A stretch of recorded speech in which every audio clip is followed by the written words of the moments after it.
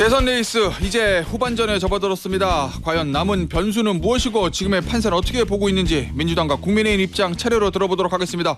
먼저 민주당 선대위로 가봅니다. 김민석 상임공동선대위원장 전화로 연결되어 있습니다. 위원장님 안녕하세요. 네, 안녕하세요. 위원장님 11일 남았는데요.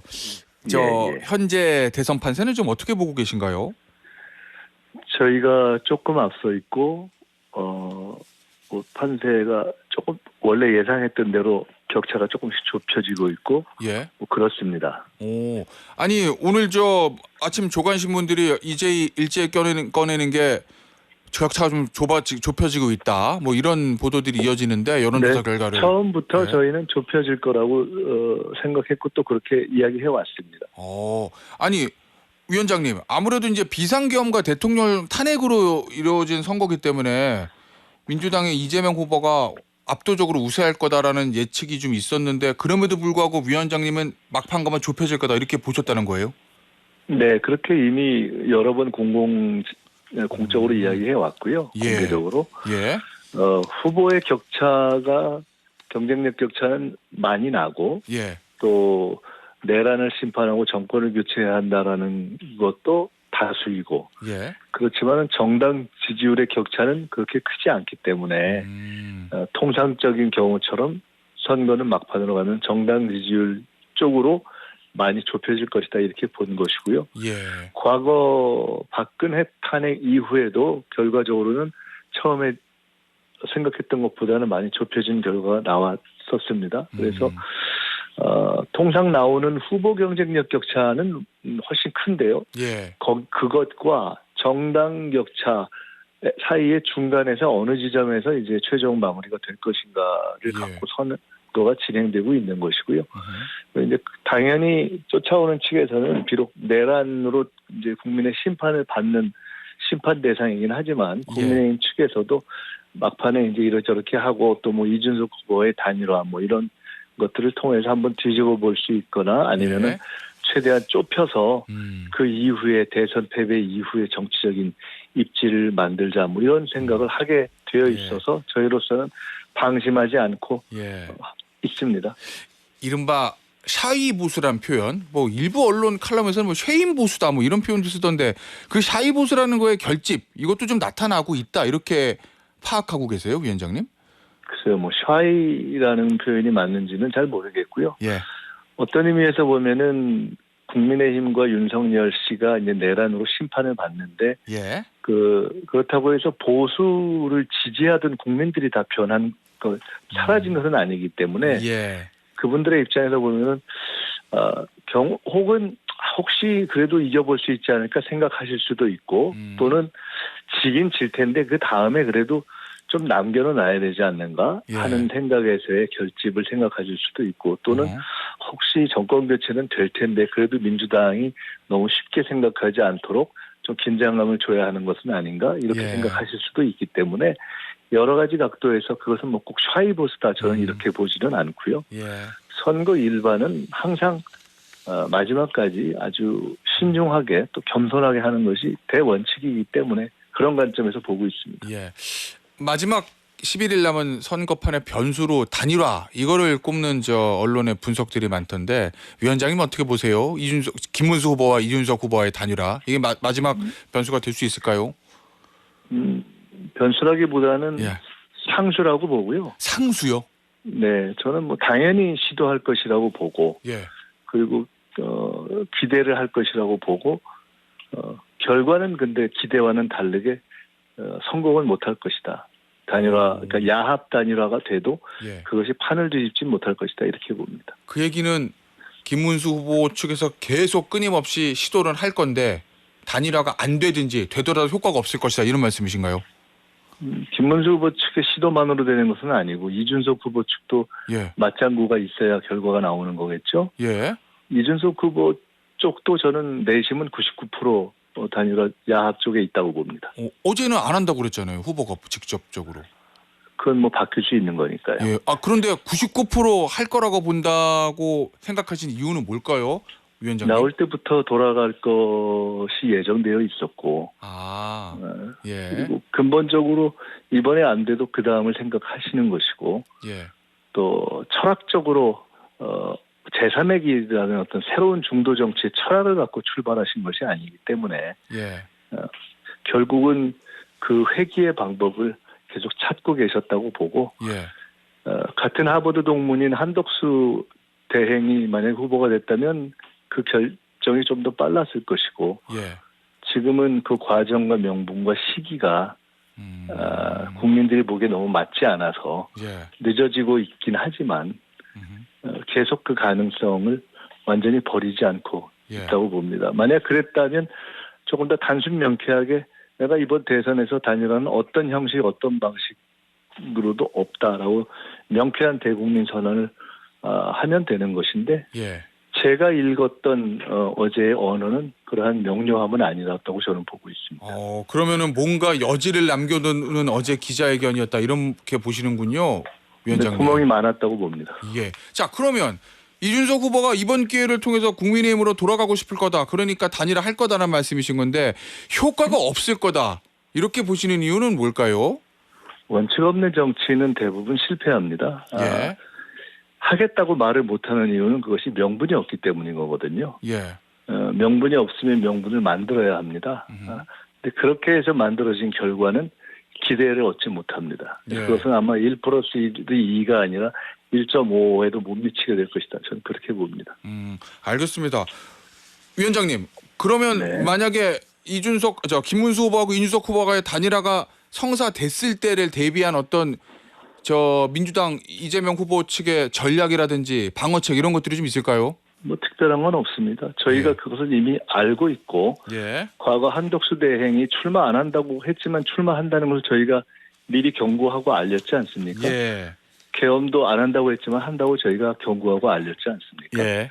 결과는 다 실패했고 그렇기 때문에 지금도 저희들이 말이 아니라 내심을 보고 있고 그것을 예견하고 있기 때문에 저희는 뭐 어떤 경우든 국민과 함께 뚜벅뚜벅 가서 승리할 것입니다. 알겠습니다. 이 단일화 관련해서 이동훈 개혁신당 공보단장이 이제 본인 SNS에 국민의힘 친윤 인사가 차기 당권을 대가로 단일화를 제안했다 이렇게 주장했는데 이 부분에 대해서 민주당에서 법적 조치 들어가겠다 이렇게 말씀하셨잖아요, 위원장님. 이거 사실은 저희가 법적 조치할 일은 아니고요. 정말 단일화에 대한 야합에 대한 생각이 없다면 이준석 후보 측에서 법적 조치하면 끝나는 문제입니다. 자, 그러면 이거는 어떤 문제가 있다고 보시는 거예요, 위원장님? 문제가 있다고보다는 그런 얘기가 김문수 후보 측에서 나왔을 수 있고 이준석 후보 측에서는 비판하는 형식을 통해서 사실은 그것을 통한 몸값 올리기가 들어갔을 수 있고 그리고 실제로 진행되고 있는 현재 모든 국민의힘 계열의 본질은 대선 패배를 사실상 전제로 한 차기 당권 싸움 아니겠습니까? 안철수, 한동훈 그런 분들도 다 그런 것이고 김문수 후보도 그것에 대비하는 것이고 이준석 후보도 결합의 방식으로 차기 당권 레이스에 들어가는 것이다. 저는 그렇게 봅니다. 알겠습니다. 이 위원장님께서 최근에 찬조연설, 이재명 후보 찬조연설에서 이재명은 김대중의 길을 갈 것이다. DJP처럼 힘을 모아야 한다. 이렇게 말씀하셨던데 지금 이재명 후보 상황에서 DJP 연합 이거는 어떤 모델을 말씀하시는 거예요, 위원장님? 97년 IMF 때는 경제 위기와 국가 위기에 김대중이 김종필, 박태준의 손을 잡았지만 동시에 그것은 김종필, 박태준이라는 보수 세력이 정권 교체가 불가피하다고 보면서 합리적 판단을 통해서 유일한 대안이었던 김대중의 손을 잡고 경제를 살리고 나라를 살린 것입니다. 지금은 IMF보다 더한 제2의 국가 위기 IMF 위기이기 때문에 이재명뿐만 아니라 다른 어떤 우리나라의 보수와 중도를 생각하는 정치인들과 시민, 국민들도 그런 차원에서 진영과 이념을 넘어서 8대0 만장일치 헌법재판소 정신처럼 이번에는 내란 심판, 정권 교체, 국가위기 극복, 통합 이 길로 나아가야 한다 이렇게 보고 있습니다. 예. 아니 그런데 97년도 이제 DJP 연합처럼 되려면 당시에 저 JP 또는 박태준 전 총리처럼 뭔가 이제 보수 진영을 뭔가 상징할 만한 거물급 인사들이 좀 영입이 돼야 될 텐데 뭔가 좀 준비하고 그때는 계신 게 이제 있는가요? 예. 정당과 정당의 결합이라는 방식으로 됐고요. 맞아요. 예. 지금은 국민의힘이 워낙 이제 극우 본색으로 달려가고 있기 때문에 그것은 쉽지가 않고 예. 개별 보수 출신의 개별 정치인들이 민주당으로 와서 결합하거나 지지하는 방식으로 이미 상당한 흐름이 시작이 됐고 저는 그것은 시작의 시작이라고 봅니다. 예. 그리고 이미 당을 옮긴 분들도 계시고 당을 옮기지 않았지만 홍준표 전 시장 같은 분이 밖에 나가서 국민의힘 선거운동 안 하고 계시고 심지어 국민의힘 후보가 되겠다고 했던 한덕수 전 대행이 선거운동을 안 하고 있지 않습니까? 예. 그건 단적으로 얘기하면 김문수 후보의 당선을 꼭 지지하지 않고 있는 것입니다. 그런 방식의 사실상 중립지대 위치 이런 것들이 긍정적인 새로운 DJP, 그러니까 진보 중도 보수 연합으로부터 소극적인 어떤 국민의힘 선거운동에 대한 소극성과 불참 이런 등등으로 다양한 방식으로 이미 나타나고 있다. 저는 그렇게 봅니다. 위원장님께서 한번 이야기하셨던 깜짝 놀랄 만한 보수 인사 지금 준비하고 계십니까? 계속 진행되고 있습니다. 그러면은 지금까지 이제 이재명 후보를 지지 선언을 하거나 민주당에 입당했던 보수정 인사 말고 더한 큰 카드가 있다. 빅네임이 있다. 이런 말씀이신 거죠? 근데 가장 중요한 건 어떤 개인의 사람보다 중요한 것은 전체적으로 결국은 국민들이 정권 교체가 필요하다고 판단하셔서 여러 가지 곡절에도 불구하고 최종적으로 정권 교체의 드라마를 만들어 주시는 것, 저는 그것이 가장 중요한 일이다 이렇게 봅니다. 예, 알겠습니다. 어제 이제 이재명 후보가 기본 사회 이야기를 했잖아요, 위원장님. 이 기본 시리즈는 이재명 후보의 상징 카드 같은 건데 예전에 많이 얘기했던 기본 소득 이거하고 지금 어제 얘기한 기본 사회 요건 좀 다른 건가요? 아니면은 같은 건가요?